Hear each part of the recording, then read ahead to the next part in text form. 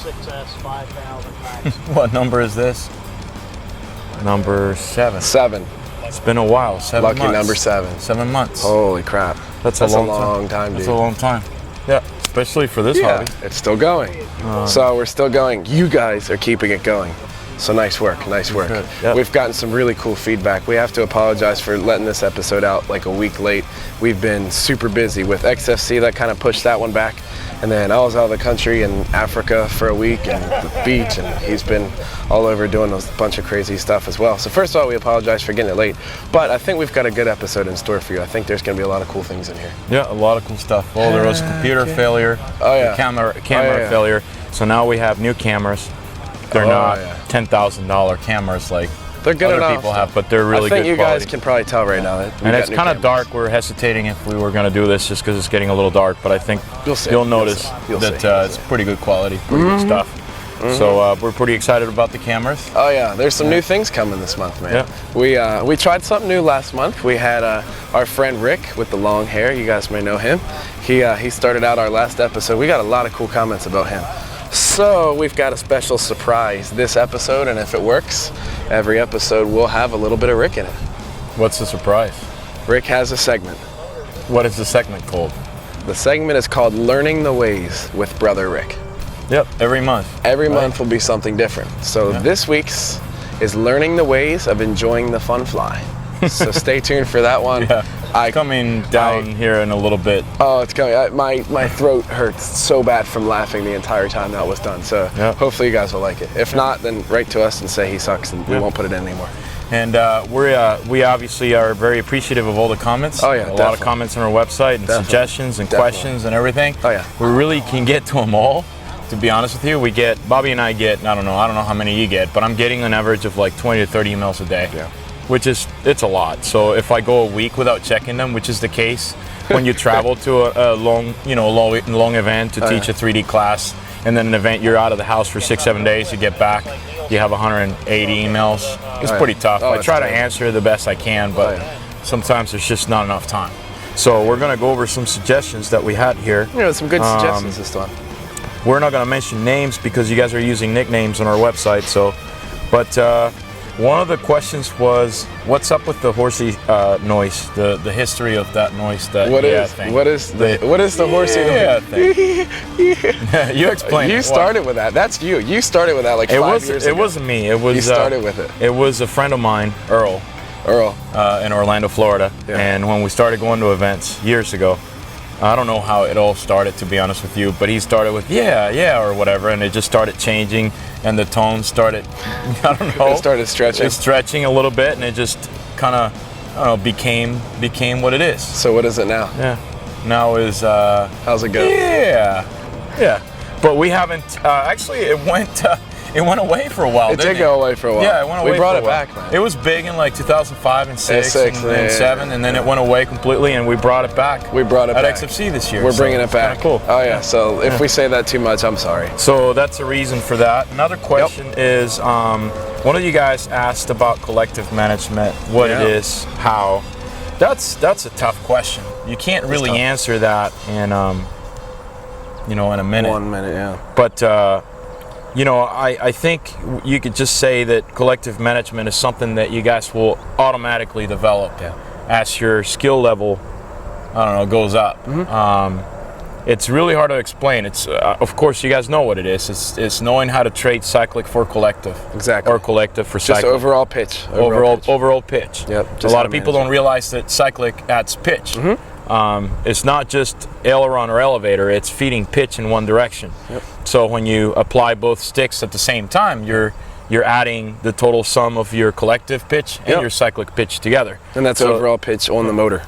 Correct. The motor feels all that. Exactly. And the cyclic creates as much lift as the collective, if you think about it. Yeah. It's just that generally most people run anywhere between 6, 7, or 10 or 11 degrees of cyclic, whereas they run up to 14 of collective. So obviously you get more lift overall with the collective, but the cyclic does create lift. Agreed. And I'll get to a little bit to talk about that on the next episode of Learning 3D. Yeah. When I talk about TikToks and stuff, we're going to cover a lot of that collective management. Definitely. But it's basically learning how to trade one stick for the other. Exactly. And again, it's something that really can't be taught. It's something that you guys will learn the more you fly and the more you advance your skills. Yeah.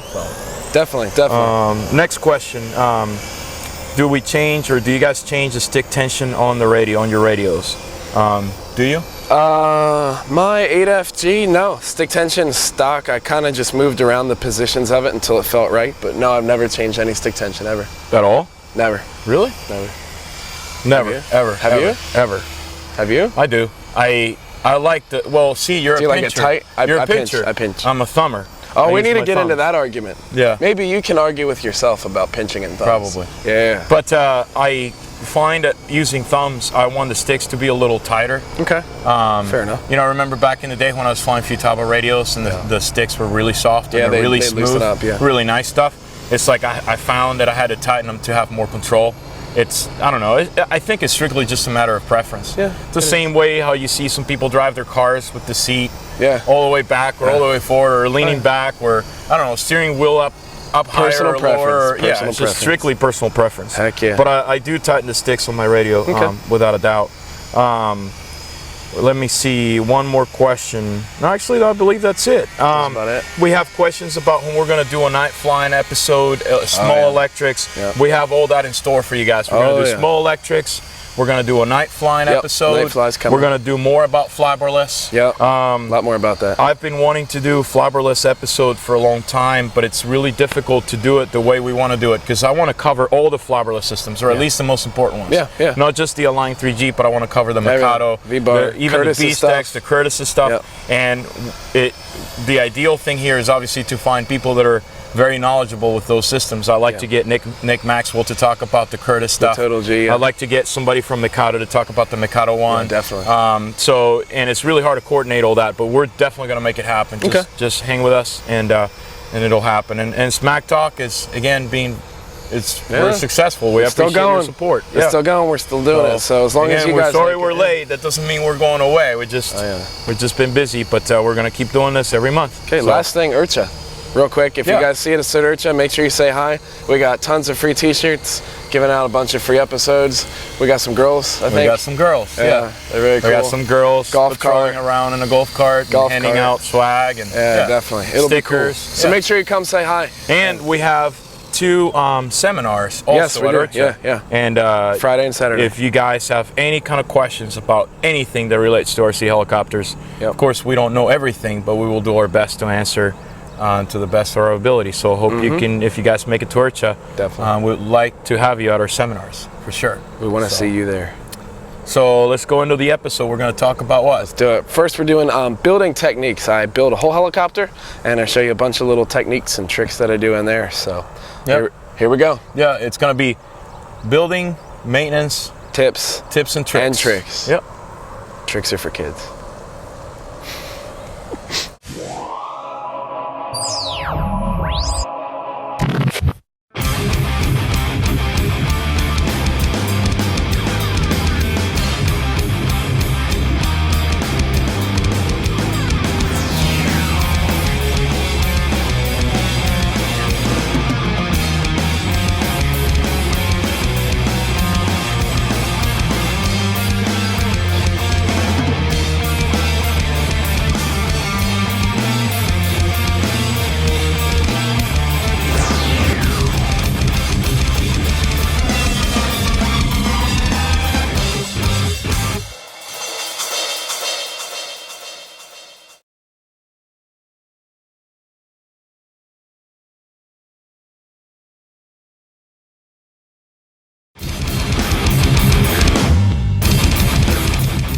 Okay guys, I'm going to show you some tips and tricks about Align helicopters and a little bit of other general stuff here very briefly. Here's a 700 TX700 Nitro. A couple things that I always keep in mind and that I've had questions about.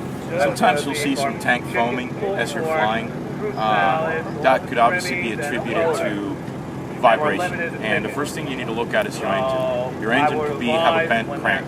lot of people don't really understand, but if you have a really hard crash, you can bend the crankshaft on the engine, and that will create high-frequency vibration that will manifest itself in a form of foam in the tank. Another thing that could be causing the foam in the tank, and I've run into this myself, is sometimes when they cut the frames at the factory, they cut them too tight, just a little bit too tight, so the tank just really doesn't have enough room to move. What I recommend, and what I've done in the past, is I remove the tank and then I take a Dremel tool and I Dremel around the cavity that holds the tank on both sides. And you got to be very careful because you need to Dremel very little material off of it. If you overdo it, then your tank's going to be too loose and it can come off and fly. But just enough so that you have a little bit of movement in the tank. You want to be able to move the tank back and forth just a little bit. And that dampens the vibration, the natural vibration, even with a good motor. With a straight crankshaft and a properly tuned motor, you're obviously going to have a little bit of vibration, which is normal, and that kind of dampens that a little bit. You want your tank to run smooth. Another tip I have here that's specific to line helicopters is you guys are aware that there's two pickup points on the tank, one in the middle of the tank and one on the outside of the tank. If you're using a clunk, a standard clunk, or even a bobbleless clunk, which is really nothing more than a clunk, you definitely want to use the pickup in the middle. If you use a fuel magnet, then you can use the pickup on the outside, and it works perfect. I've been running it this way for over 2 years since I had my very first prototype. I've never had a flame out. There's absolutely nothing wrong with doing it that way. In fact, it'll make it a lot easier for you guys to replace the foam out of the fuel magnet if you need to replace it. So that's a pretty interesting tip there. On the T-Rex 700 or even the 600, 700 is more critical. Boom supports, they will eventually break loose right where the carbon fiber meets the plastic. And what it is depending on the amount of glue they put at the factory and the vibration that you have on your model and everything else, that could happen. It might never happen, but it could happen within a couple of flights. So unfortunately, this is pretty tough to remove because it's glued in there. But once they break loose, what you do is you remove the boom support. You take a 0.9 millimeter wrench, which is the same size wrench that you use on some of the smaller T-Rex 250 bolts, and then you pull the stud that's inside this little socket right here, and the whole plastic socket will come off. What I do is I use JB Weld or even JB Quick. So I use JB Quick, and I put the socket back in, put the stud back in, let it dry, and then it'll never ever come off. One of the things that you can, one of the symptoms of the boom supports breaking loose, like I just mentioned, is a tail problem. If your helicopter's been behaving perfectly fine, all of a sudden your tail starts wagging or, I don't know, doing this crazy vibrating thing when you're flying sideways or backwards inverted or even backwards right side up, then look at your boom supports, because that's usually a symptom there that the boom supports are going bad. Let's see what else. Moving on to the tail here, I've heard a lot of comments, and I've had this happen to me once, but I know a lot of people have had issues with the blade grips. Some people say, well, my whole tail case came off in flight. Well, that's really not true. What I know is happening is the blade grip, the bolt that holds the blade grip onto the hub shears in flight. And so what I've been doing and what I recommend people doing is, when you get a brand new helicopter or a brand new tail hub with the blade grips, remove the bolts, just remove them, and then go and buy some good high quality bolts. It could be Dubro, it could be something that you know it's a reputable bolt, it's a strong bolt, and just put it in there and place with the bolt that comes with it. And that should take care of that problem. I personally run the plastic blade grips, as you can see, instead of the metal ones, and I don't know why, but I just prefer them that way. I think that the flex on the blade grips helps relieve some of the load on the bolt, even though I might be wrong, but I believe that. Let's see what else. Paddles, I've got a lot of questions. Why black paddles? Well, Line makes some black and white paddles. I think the black paddles are a little bit lighter. It's a very little difference. It's only like 5 grams per paddle, but I've flown them both and I seem to like the black ones better, although they're pretty close. So you obviously want to get the most stable paddles you can get. You want to make the helicopter fast by means of pitch deflection on the blade and not the paddle. So let's see what else we got here. Let's move on actually to the electric. This is the 700E right here, and it's missing one blade, so I'm going to show you a trick. The only tip that I have about the 700E, for example, or electrics in general, is your gear mesh. That's very, very critical. On this model right here, a lot of people have been stripping the main gear. I'm running a Scorpion motor, and I'm running the stock align gear, and so far I'm doing okay. Every once in a while, after I put quite a few flights on it, it'll strip it. But that's just simply because the gear, it's a molded gear, it's plastic, and it's not as strong as a machine-made gear out of Delta. So, of course, you can get an aftermarket gear like a KDE gear or something like that, and it'll last you a lot longer. But there's a tip here that you need to keep in mind. When you have a molded gear, you have to run a really tight mesh on this setup. The molded gear can take the heat and the friction, but it really cannot tolerate much of a backlash. So if you're running the stock gear, the trick is just to tighten the mesh as tight as you can tighten it. You can buy adjustable motor mounts. I believe KDE makes one. If not, what I've seen people do is they drill the holes just a little bit bigger, and they get rid of the shoulder bolts, and they put regular bolts with washers, and that gives them the ability to move the motor just a little bit, just enough to tighten it. I mean, we're talking, you know, half a millimeter, even less, just to tighten the gear mesh. You can see I have absolutely no backlash in this gear, zero. Now, if you're running machine-made gear like the KDE main gear, then everything's different there. That gear is susceptible to heat, and the heat will strip it. So you have to run it with a relatively loose mesh. You have to have a little bit of backlash. And what you do is you go out there, you hover, you maybe fly one flight, take it easy on the helicopter, come back around land, and that gear will be warm. At that point, the gear would in fact have expanded. Then you go ahead and readjust your mesh. And again, leave a little bit of backlash in those types of gear. Align gear, tighten it as tight as you can get it. Another thing, a real quick tip here that I have for you is Bobby covered this on episode 3, but this is really cool. When you want to check your zero pitch, for those of you that didn't watch episode number 3, setups, what you do is you fold the blades.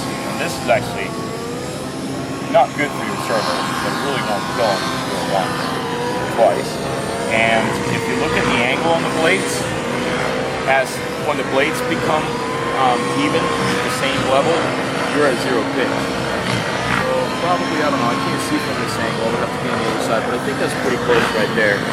So obviously you look at your stick right here, and you should be at half stick right there. That's the easiest way to figure that out. Another way I used to do that is to the electric. When I'm setting up a brand new helicopter, I still have the blades on the helicopter. And as you can see, that's why I removed the blade on this one. What I do is I take any type of wrench. This one doesn't fit tightly enough, but try to grab a wrench that fits as tight as it can fit onto the blade grip hole. And then what you do is you stand at an angle from the helicopter like this, and hold the fly bar perfectly centered. Set your stick at half stick, and then if you follow the line on the tool, it should align itself up with one of the anti-rotation pins that come out of the head. And that's how I usually check for half stick when I'm building, right before I'm ready to put the blades on the helicopter. So I believe that's it for some brief align tips and tricks.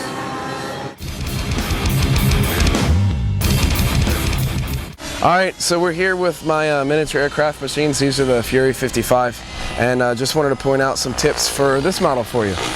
So as some of you may or may not know, Miniature's been kind of working on this model for a while, and it's finally released, and it's very nice. Thank God it finally got released.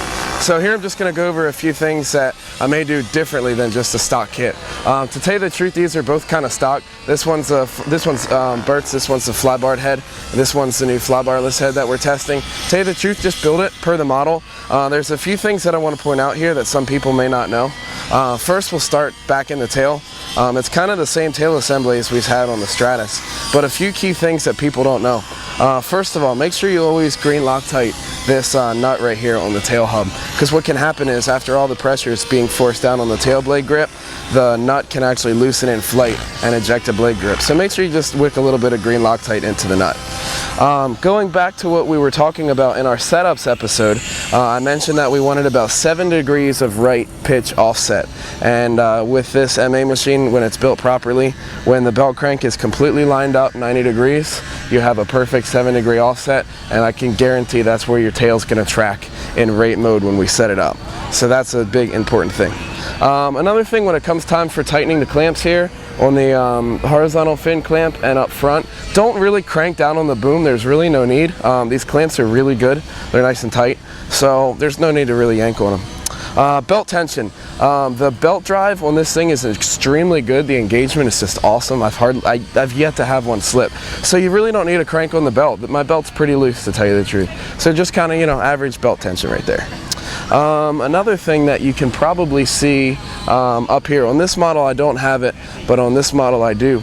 Up front there's a nice, there's a slot cut up here in this front clamp for the boom support, and there's actually a slot cut in the boom. So if you just put a 3mm screw in there, as I mentioned, this one does not have it. If you put a 3mm screw in there, that'll index your boom when it goes in, and it'll align it for you.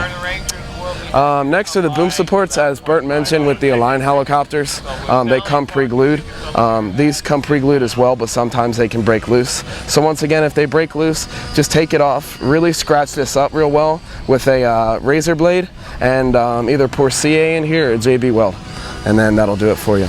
As always on boom supports, we green Loctite these bolts right here. Always, always, always green Loctite both of these bolts. They just like to come loose. Align helicopters as well. That applies for all of our helicopters. Raptors, to tell you the truth, these boom supports get so much vibration and so much flexing going on that without green Loctite for what we do, they'll just come off in flight. Then you'll get the tail twitch as Bert was mentioning. So that's not too good. Next we're going to point out the aligning holes here on the frame set. I'll spin this around for you.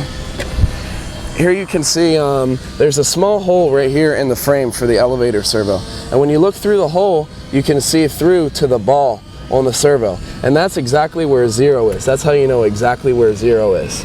And on the kits there's also a there should be some aligning holes right here on the carbon, and then you can just align them before you put the servo in, and then you can go fly and you know everything's completely lined up. You don't need any sort of gauges or anything. Other than that, everything's just kind of completely stock on these guys, not doing anything special at all. So now we're going to go into our next segment.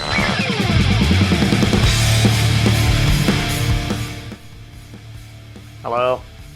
Today we're going to do a new segment called Learning the Ways with Brother Rick. Today we're going to talk about enjoying the fun fly. Lights. When going to the fun fly, we need to consider different things. We need to consider what helicopters we're going to take, how much cash we're going to lose when something goes in, and basically just how big of a smart aleck jackass you want to try to be out there on the flight line with your machine. Because remember, you're going to see people that are really tricked, and you're going to think to yourself, you're going to be like, damn, like those guys are really tricked. I bet I can do that. And then you're going to crash. You're going to crash hard, and it's going to cost you. It's going to cost you a lot. But you got to remember, even though it cost you a lot and you crashed hard, you were tricked for that split second.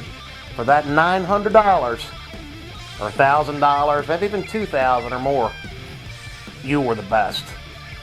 And you got everybody's attention. They all looked because you really crashed hard. And it was fun. You got, for that second, that 1 second, for that $1,000, you had a great time. But see, like me, I don't do that much.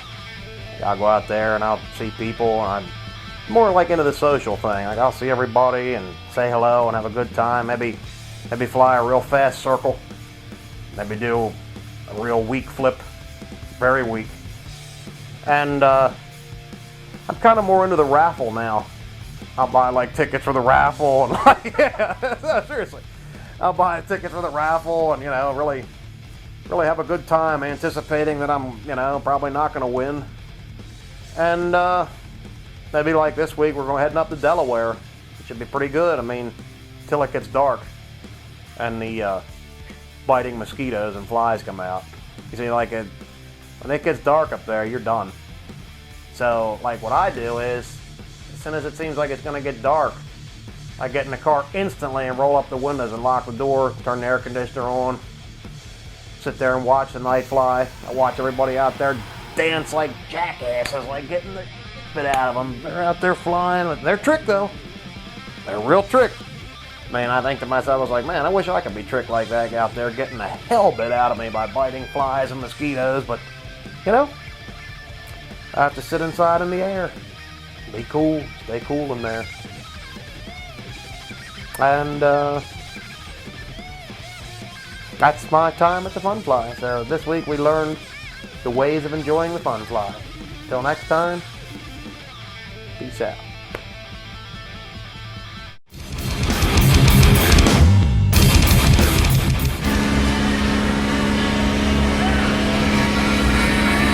All right, guys, we're going to show you here a couple of tips on how to carry your helicopter.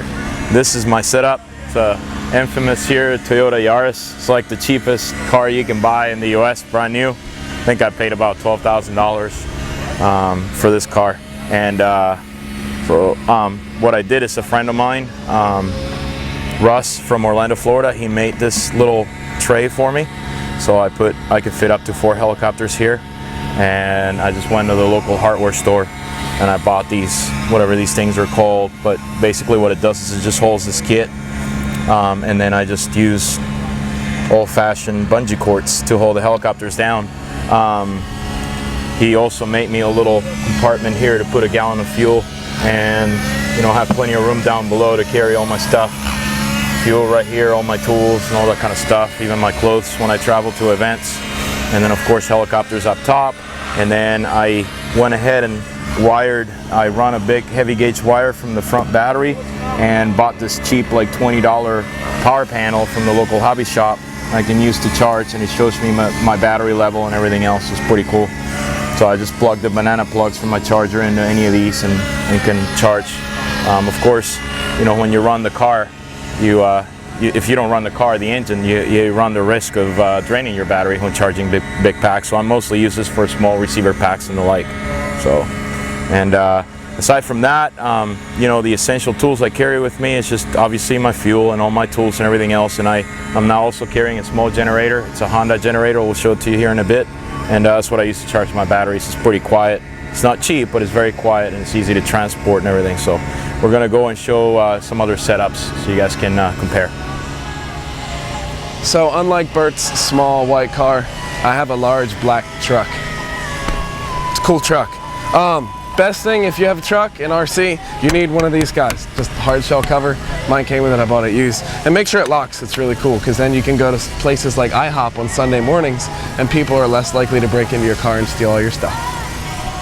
So in here, it's a regular truck. How about that? The only thing I did was I got this padding from Walmart. It's actually used in like kitchens, and I don't know, it makes everything stick and they don't slide back, as much. The only other thing I did was I just built this out of wood and just bungeed it so the fuel sticks in here and it doesn't fall over. That's really nice. And then alcohol. Other than that, it's a truck, and that's it. And for all you guys that are flying the large electric helicopters, this is the generator I was talking about earlier. It's a Honda 1000. They're not cheap. They run about $700 to $800. It's enough to charge up to 4 large 6S packs or so with a power supply, obviously. It's regulated power. It's awesome. It's very, very quiet. I know there's other brands out there. I believe Honeywell makes one that's half the price and it's supposed to be just as quiet, but this thing works really, really well. So it's definitely a good investment for you guys if you're into big electrics. And as we walk around here, this is Ray Stacy and Kyle Stacy's setup. It's a little dark, but maybe you can see what's going on here. Yep. It's a little, I believe, what, a 4? This is probably I don't know what size trailer this is. Pretty small. I think it's 6 foot. But they have plenty of room for all their helicopters. And this is some of the stuff that you can buy at Home Depot. This is like shelving stuff, which is a pretty good idea to hold the helicopters. So they carry all kinds of stuff here: generator, fuel, all their tools, all kinds of stuff. And it's a pretty light trailer. I don't think you need a big truck to tow this. I have a much bigger trailer that I avoid using because it kills my gas mileage on the truck that I have. But I have a trailer that has a workbench and everything else. So I mean, there's so many different options here. As long as you guys can carry everything that you need to carry, take you back and forth from the field or to a fun tour and from a fun fly, and I guess that's all that matters.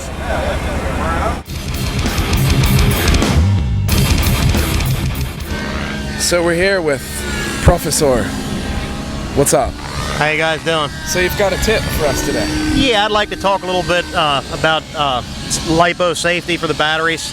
I recommend these fireproof boxes. This particular one's by Honeywell. To always carry your batteries and store them in that in case something would happen. And then I have a little tip that I like to use for the batteries. I put a Velcro on the battery when it's charged. That way you always know that that pack is charged. And when you use the pack, simply remove the Velcro, place it back in the box, and then when you finish with the battery at your flight, you put it back in the box. And as you can see, you always know which batteries are charged and ready to use and which ones aren't. And it helps you keep from getting batteries mixed up of which ones are charged and which ones aren't charged. So, my tip for the day. Thank you. So we're here at the Delaware Fun Fly, and we're going to walk around and ask some guys, just some tips or some little tricks that they do. So we got Wesley here. Wesley, any tips or tricks that you can give to the viewers here? Well, one of the things that I always try and do is, whether I do 1 flight or 5 flights, is charge my machine every night. Beautiful, beautiful. We got Big Mike over here rocking the SmackTalk shirt. Check that out. Big Mike, any tips and tricks you got here? I got one I learned from my buddy Jimmy C. We cut the sleeve on the one-way so it grabs in between the bolt holes, so it grabs the main shaft better, and it takes away the play in the Jesus bolt in the main shaft, so your main gear follows the main shaft more true. James, do you have a tip for the viewers here? Well, with my flying and best viewing on flying, I always use a light color canopy, orange, yellow, glue the grommets on so they don't fall off, and that's the way I can see everything much better. There you go, there you go. Awesome, thanks James. And what's your tip for today? Yeah, when you're trying to feed a belt through a boom, put a piece of tape at the end of it, it squeezes the end, it just slides right through. How about that? Another tip I have here, I use polarized sunglasses. These things are great for when looking up into the sky. Makes everything very crisp, and it doesn't hurt your eyes too much when you look up.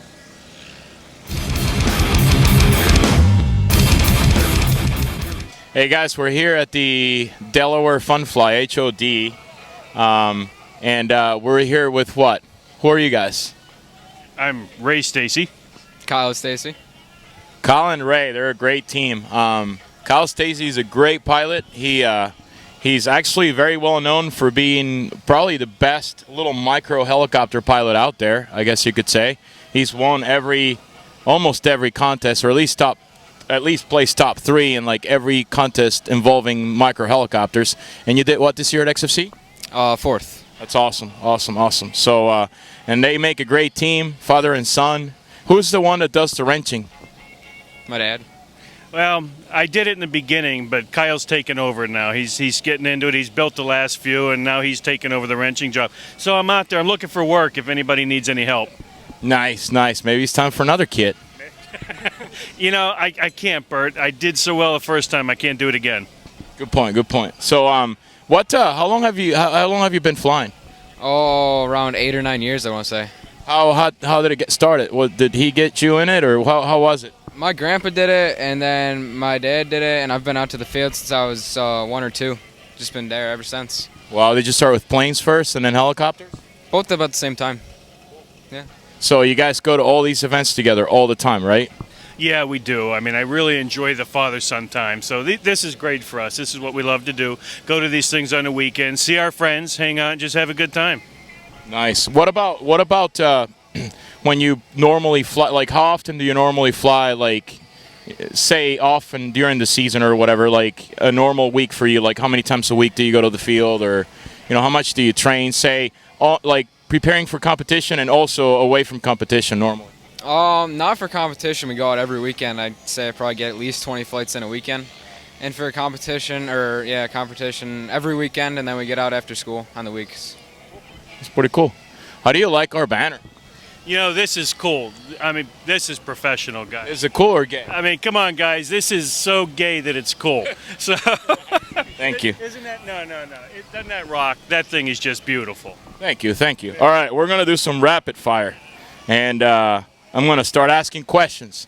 And then I'm going to hand the microphone either to you or to your dad. And you have like less than a second to respond. You guys ready? Ready? All right.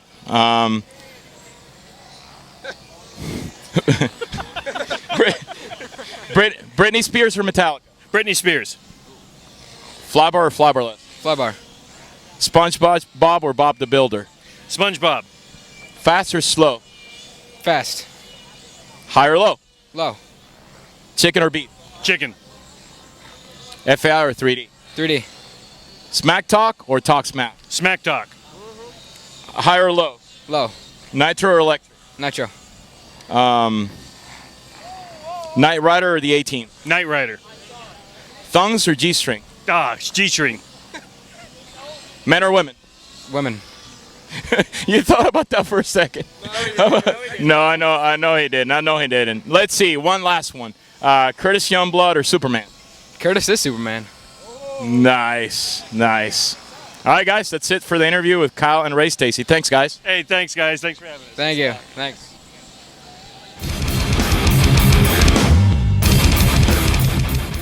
All right, so after flying for the day, it's always good to do some preventative maintenance. People talk about preventative maintenance.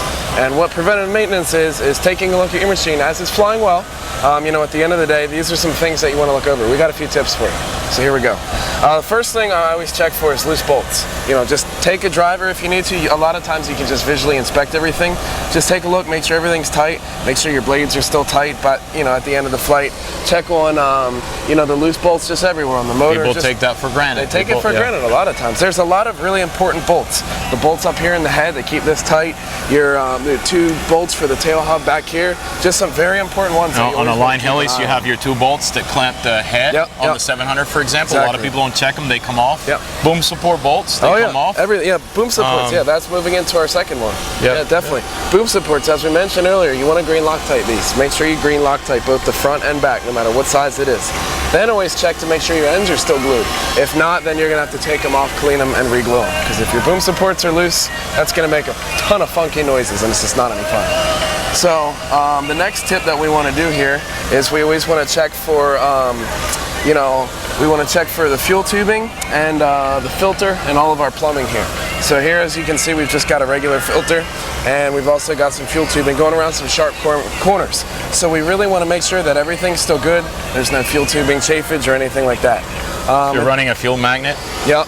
Fuel magnet, they can deteriorate after time, so just take a look at it. And some of that will get trapped in your filter. So it's always a good idea to take your filter out and just squirt it with some rubbing alcohol. And we talked about the fuel magnet on episode number 1, but basically if you're running a muffler pressure and you have a fuel magnet, there's a myth that you can't run it. Yes, you can run the fuel magnet, but you have to leave fuel in the tank at all times. Always leave fuel in. Do not drain your tank, store your helicopter for a month, and expect your fuel magnet to be okay. But as long as you leave fuel in the tank, there's absolutely nothing wrong with doing that, right? Nothing at all. That's what I do on my 50. Leave fuel in the tank. Fuel magnet in my 15. As soon as you're done flying, top it off, take it home, store it with fuel in it. As long as you're not storing it for a long time, exactly, you'll be fine. Exactly. Yeah. So the plumbing's a big thing. Check for the exhaust. There's a lot of bolts that can come loose on the exhaust here. Just make sure everything's tight. Last thing is wire chafing.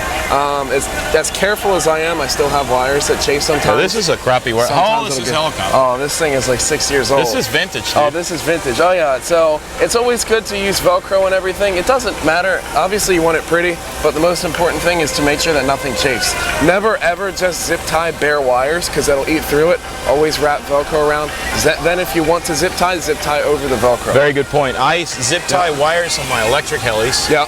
But I don't really just a little bit hard, just a little bit. But on the Nitro, I never use zip ties, like you said. Use Velcro. Yeah, Velcro is perfect for everything. Yeah. And Bert's got some tips here too. Let's see what else is here. Well, the clutch. The clutch is something that you obviously have to keep an eye on. I see a lot of people flying helicopters with clutches that are slipping. You gotta pay attention to that. If you're flying hard, if you're a hard 3D pilot or you're doing hard maneuvers, you're gonna hear the head slow down and the motor speed up ever so slightly. That's a sign of clutch slipping, and you just want to take that apart and make sure that it's all good. Sometimes the clutch is just the liner wears, or even the clutch itself will deteriorate. So keep an eye on that. I get emails about people saying their align clutches don't last. it's a hit and miss. You know, Might have been some okay. people they last 200 flights, some people last 300 flights, some people last 20 flights. Yep. So if you're not having much luck with your clutch lasting, and you have an Align heli, just buy the aftermarket, you know, Lynx or Quick UK clutch. They work fine. You know, I know those last forever, so it's a good investment. Even though they're not cheap, it's definitely worth buying. Definitely. Another thing that you have to maintain all the time is, well, not all the time, but you got to keep an eye on is your bearings. And moving up from the, you know, main shaft bearings right here. You know, now that we're flying 2.4 gigahertz radios, we don't have to worry much about. Not at all. Not at all. We really. can run a bad bearing all I've day. had crashes, and I've literally used the same main shaft bearings to the point where they're really nutty. I don't recommend doing it. Same. But you can do it. Nothing's going to happen, especially on a big helicopter like a 700. Bearings are so big that they're not going to fall apart that easily. Exactly. But the critical bearings are the blade grip bearings. You do have to keep an eye on those. The radial bearings, especially the radial bearings that go on the outside towards the head block. Yep. Those suffer more in a crash than the ones that are inside. Another thing you got to keep in mind is the thrust bearings. Use some really good grease on your thrust bearings. Yep. No synthetic grease. Use a real oil or petroleum-based grease. Exactly. The grease you can buy at a hobby shop for boats, it's like a really thick petroleum-based grease that it's like waterproof and you know, how do you call it? Gas or nitro-proof. And it'll allow your bearings, your thrust bearings, to last much longer. Yeah, with the thrust bearings, if you have a really hard crash, especially with metal grips, they can get pitted and they can get notchy. That'll cause your blades to go out of track. So that's a telltale sign right there. And the grease that you get with the Align kits that comes in a little tube, that's synthetic grease. You can use it on your thrust bearings, but I personally do not recommend it. You want to use some petroleum-based grease, really thick stuff, because it'll stay there longer. Your thrust bearings will be happier. They'll last longer. But on most Align helis, on the miniature stuff, you can get a lot of flights. But on most Align helis, I go about 100 flights and I take my spindle out, my blade grips out, and I check my thrust bearings, make sure they're fine. So it's always a good idea. If you have a tracking problem, for the most part, if it's not a loose ball or something like that up in here, or a loose arm, it's going to be your thrust bearings. So let's see, dampeners. Dampeners is important too. Keep your dampeners tight. I mean, you want to make sure your head has, you know, a little bit of dampening, but it's as tight as it can be. Exactly. Dampeners last a long time. I get hundreds of flights on my dampeners. Some you can see them eat away. They get eaten away a little bit. You'll see some rubber flakes. And one tip for the dampeners, for maintenance on the dampeners, when you first put dampeners in the helicopter, going back to the grease that comes with the Align kits, for example, is a synthetic grease. It comes in that little tube. That grease is safe to use on the dampeners. So what you do is you put a little bit of grease. You just put a little bit of grease in your finger, tip of your finger, and you just rub it on the dampener. And what that does is that allows the dampener to be lubricated, so the shims that press against the dampener are not going to be eating up your dampener with the friction. So it'll allow the dampeners to last a little longer. And that applies to all helis. And it has to be synthetic grease. You don't want to put like oil or petroleum-based grease on your dampeners. It's a big no-no because they'll eat it away. Let's see what else. Your clutch stack bearings, they're very critical on the Align helicopters.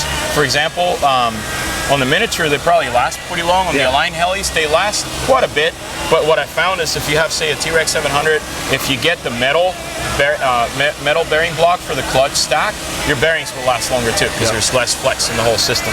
The plastic one works, bearings will last, but not quite as long. And let's see what else. Finally, very, very important, last but not least, the bolts and the ball links. Every 100 flights, maybe 120, 150 flights, I take all my bolts out of my T-Rexes, especially the 700. Take all the bolts out, replace, put all new bolts, all up in the head, and all ball links. Because what happens, they'll wear, and they'll come off in flight, and of course, disaster. The tail, especially in the Align helis, the ball will wear to the point where the tail could snap, like the ball link could come off the ball at any time during flight. The throttle ball and ball link, you got to check that out too. I mean, that's not going to cost you a crash, but you know, engine could quit and fly, or it would stay wide open. You have to run it out of fuel. So keep an eye on that. So never good. Finally, most important thing, we're always very anal about cleaning. There's nothing worse than working on a greasy helicopter. So, especially overseas, I found that you guys don't clean your stuff. I don't get it. So here we're going to introduce, you know... This is for you overseas guys. Yeah, this is for you overseas guys. Australia, oh my God, you guys are the worst. Anyway, so here's what we have. This is called a towel, okay? You can buy this at a store. In the United States, you go to Walmart and buy these things. They're called microfiber towels. They're used for washing cars, detailing cars. Get get these things. They come in like a pack of 5. They're awesome. They get rid of all the oil and everything. Lastly, Bert and I both use rubbing alcohol. It really doesn't matter what percent you get. Well, 70, if you get very high 90, percentage, you got to be careful with the plastics. Yeah. Because sometimes it'll stain the plastic. But I've never even seen that though. People will say that. I have run into that, but nice. Yeah. So anyway, so this is just, it's rubbing alcohol. Overseas, they call it isoprol or something. Here in the U.S., this is like $2 for this little bottle. It's 97 cents at like Walmart. Yeah. I went to Australia, and this was like $11. So if it's real expensive, I can understand that. But at least a towel, just wipe everything off. Then you can check for everything that's loose and whatnot. And a clean helicopter looks much better than a dirty helicopter. I agree. So those are our maintenance tips. All right, this is it for episode number 7. Episode 7. RC. We're at the Helis over Delaware Fun Fly. Helis over We got Delaware. people night flying. Art Hughes is night flying. We got like the lights. The lights are really bright in here. Oh, these are sweet. Yeah. Dude, you see the bugs? Yeah, there's lots of It bugs. looks like snow. What is this stuff for? We're killing bugs. Yeah, nice. They're everywhere. We have to kill them. What are we doing next month? Next month is Urcha, dude. Urcha. We're going to have probably 2 Urcha special episodes. Yeah, I think maybe. 2 It's not a definite. We'll definitely have at least a 1-hour Urcha episode, possibly 2. Okay. And then for the following month, which would be episode number 9, we're going to do night flying. Are we? Night flying episode. Yeah. Get that away from me. So, the bug was on you. So, all right, guys. Thanks for watching episode number 7 of SmackTalk RC. Thanks. And see you next time. We'll see you next time. The bug was right. Dude, the bug was that big. It was a huge bug.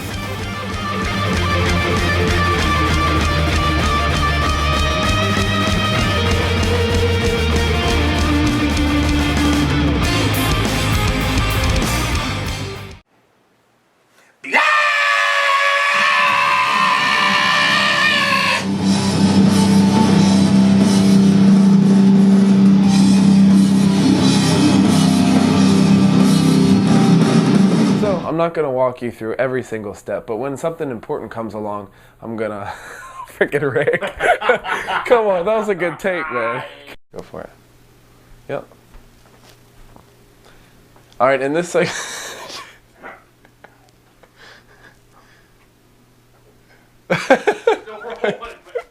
when it goes in the ground, it's because you gave the wrong input. Damn it, Rick. Oh, so close.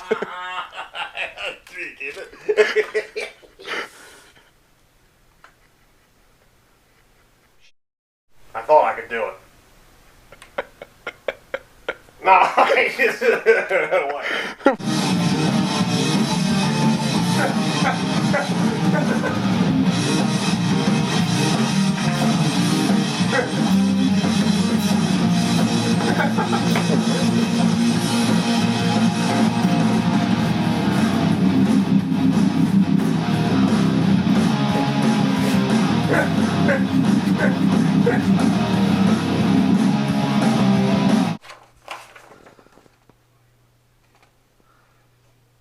Operate this unit within your ability. Do not fly under tired condition, and improper operation may cause in danger. You don't want to get in danger like this guy. Don't be like that guy.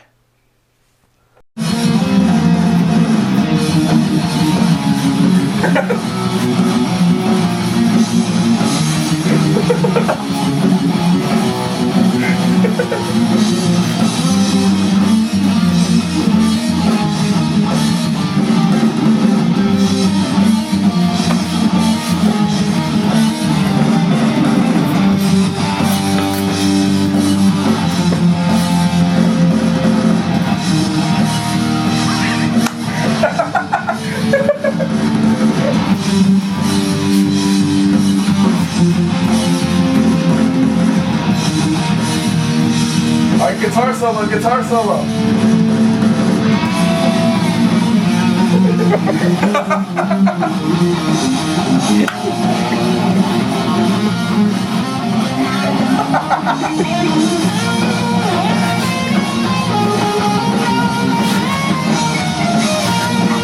Oh my god.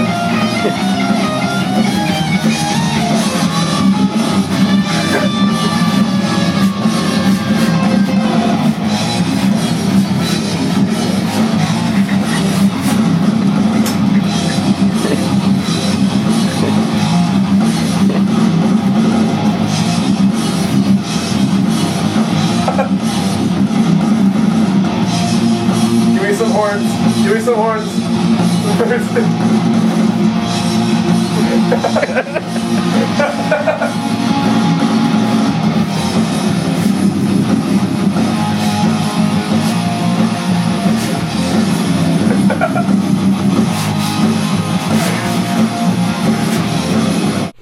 Quick tip number one. Quick tip number one when building a brand new helicopter. Use a box to put your empty plastic bags into. You never know if there's little screws or set screws or little grub sort of things.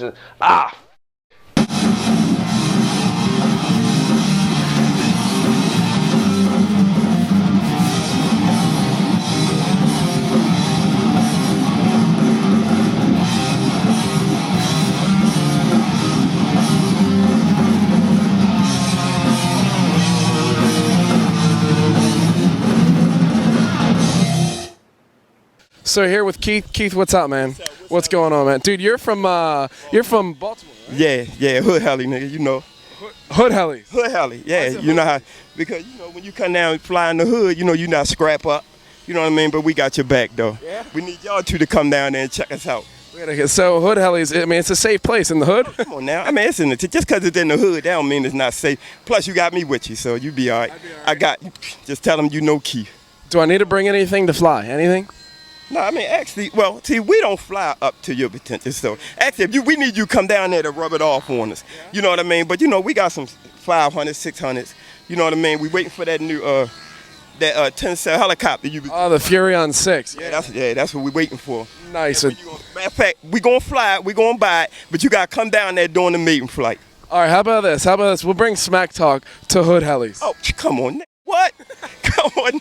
It'll be on. Yeah, come on. Yeah, you know, come on. Now, you know, the whole America want to know where I be. You know what I mean? Hood Heli, Harford Road. That's what's up. Me and my man Bobby. Bert behind the camera. We can't see him, but y'all come on down. It's definitely an invitation. My man. Hood helis. You a little tired? I just feel way up. How was it? It's good. It's a good song, isn't it? It's strong. Good. It's strong. The way I created it too. Every note. Yeah. Every line. Probably helped some though. I mean, he recorded it. I played it live. On the noodle? Yeah, it was good. On the noodle? How's the noodle? Is it a good instrument? Strong. Looks a little weak.